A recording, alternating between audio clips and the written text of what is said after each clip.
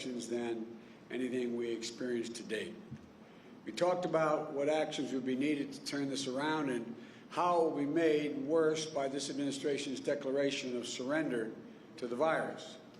And we discussed again the vital importance of wearing masks, of protecting yourself, protecting your neighbor, and to save around 100,000 lives in the months ahead between now and just after the first of the year. This is not political. It's patriotic. Wearing a mask, wear one, period. We focused on the way this virus is hitting communities of color much harder, particularly Black, Latino, and Native American communities. We're seeing race-based disparities across the aspects of this virus, higher infection rates, but lower access to testing and harder time quarantining safely because of their financial circumstances, lower access to quality treatment when they are infected, and tragically, higher mortality rates. 1 in 1,000 Black Americans have died from this virus. This is a staggering statistic.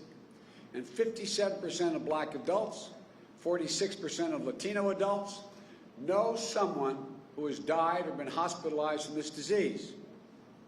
Folks, we've lost more than 220,000 lives of this virus already. But this administration has just given up. Over the weekend, the White House Chief of Staff, Mark Meadows, went on television and admitted that they've waved the white flag and declared surrender. He said, quote, "We're not going to control the pandemic," end of quote. The American people deserve so much better than this. Just look at what happened last night in Omaha after the Trump rally ended. Hundreds of people, including older Americans and children, were stranded in sub-zero freezing temperatures for hours. Several folks ended up in the hospital. It's an image that captures President Trump's whole approach to this crisis. He takes a lot of big pronouncements, and he makes a lot of big pronouncements, but they don't hold up. He gets his photo op and then gets out. He leaves everyone else to suffer the consequence of his failure to make a responsible plan. It seems like he just doesn't care much about it. And the longer he's in charge, the more reckless he gets. It's enough. It's time to change. Meanwhile, yesterday, the White House Science Office, and this stunned me, put out a statement listing ending the COVID-19 pandemic as a top accomplishment of President Trump's first term. Top accomplishment of Trump's first term.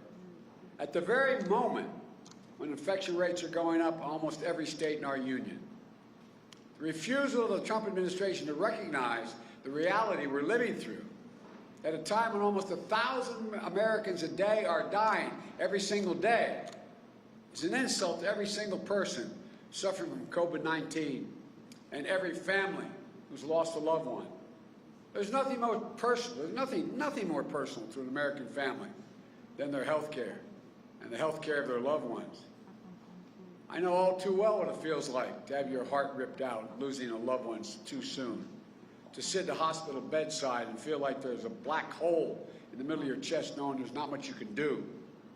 I and many of you know what it feels like to watch a beloved person die, lie there dying of cancer or some other disease without wondering, having to wonder about whether you're going to pay for the medical bills. Or what would happen if, God forbid, the insurance companies were able to come in and say, you know, we're not going to cover the treatment. And yet today, President Trump is on a single-minded crusade to strip Americans of their health care. That would only create another enormous crisis in the public health system. In 2 short weeks, exactly 1 week after the election, the Trump administration will make its case asking the Supreme Court to strike down the Affordable Care Act, quote, in its entirety. In its entirety. Let me say that again. They're arguing that the entire law must fall, which would strip 20 million Americans of their health insurance overnight, rip away protections for pre-existing conditions for more than 100 million people in the middle of an upswing of a pandemic. The upswing. Look, just this week on 60 Minutes, we heard what Trump told Leslie Stahl about the upcoming Supreme Court case on the Affordable Care Act, and I quote, "I hope that they end it." It'll be so good if they end it, end of quote. There's no question. There's no question that's why President Trump nominated Justice Barrett to the court. That's why the Republicans jammed her through the confirmation in the middle of an election. Republicans have tried and tried and tried since the Affordable Care Act was passed to overturn it, and every single time they failed. President Trump has tried everything he can on his own to sabotage the law. So now, through what I characterize as a craven abuse of political power, they've added to the court a justice who criticized Chief Justice Roberts' previous decision to uphold the Affordable Care Act in hopes that they can destroy the Affordable Care Act once and for all through the courts, no matter how many Americans they hurt in the process. So let's remember exactly what's at stake in this election. If you have diabetes, asthma, cancer, or even complications from COVID-19, you're going to lose the protection this law provides. Insurers will once more be able to jack up your premiums or deny your coverage. Women could again be charged more for their health care just because they're women. And children will no longer be able to stay in their parents' insurance policies until age 26. On top of all that, overturning the ACA could mean that people have to pay to get COVID-19 vaccine once it's available. That's right. That's right. The law that says insurers are required to cover vaccines for free is the Affordable Care Act. And he's striking that down, attempting to. Unlike Donald Trump, I believe health care isn't a privilege. It's a right that everyone have access to.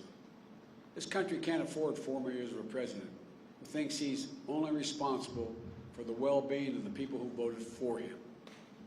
We can't afford 4 more years of a president who, instead of fighting the virus, attacks doctors. I can't get over this guy. He attacked doctors claiming they're over-reporting COVID cases because they want to make more money.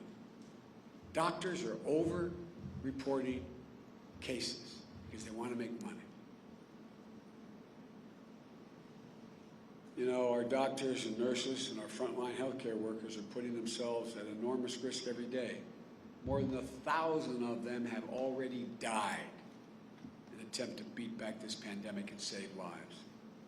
They deserve to be treated with respect by their president.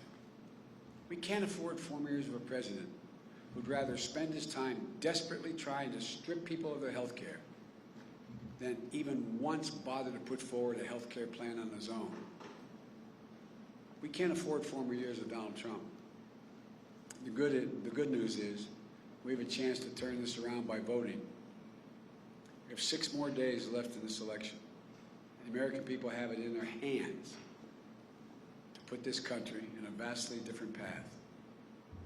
This is my commitment to you. I will protect and build on the Affordable Care Act so that you can keep your private insurance or choose a Medicare-like option. You can make it stronger. I'm going to make it stronger with your help to lower premiums and deductibles and out-of-pocket expenses.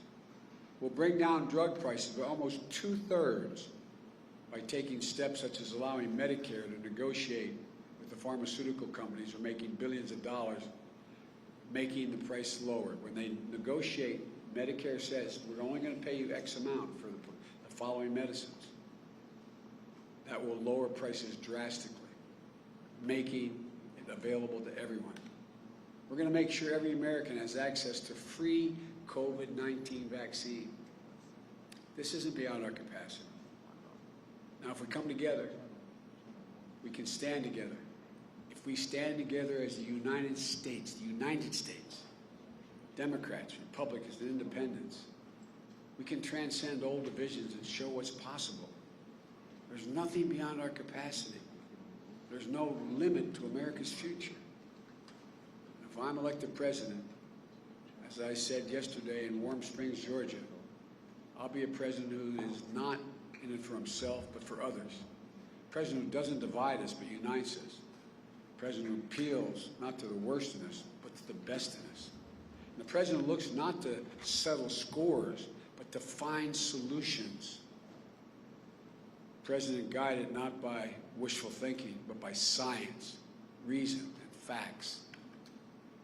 Even if I win, it's going to take a lot of hard work to end this pandemic. I'm not running in the false promise of being able to end this pandemic by flipping a switch. But what I can promise you is this. We will start on day one doing the right things. We'll let science drive our decisions. We will deal honestly with the American people. And we'll never, ever, ever quit. That's how we'll shut down this virus, so we can get back to our lives a lot more quickly than the pace we're going at now. You know, I'm going to fight to protect your health care, I promise you, just like I fight for my own family. We can do this, I promise you. And now I'm going to go do what I hope all of you do. I'm going to walk out of this building, and I'm going to go vote. I'm going to go vote. There's a lot of people on that ballot, not just me, but the down ballot as well, that are going to change things for us, make it better.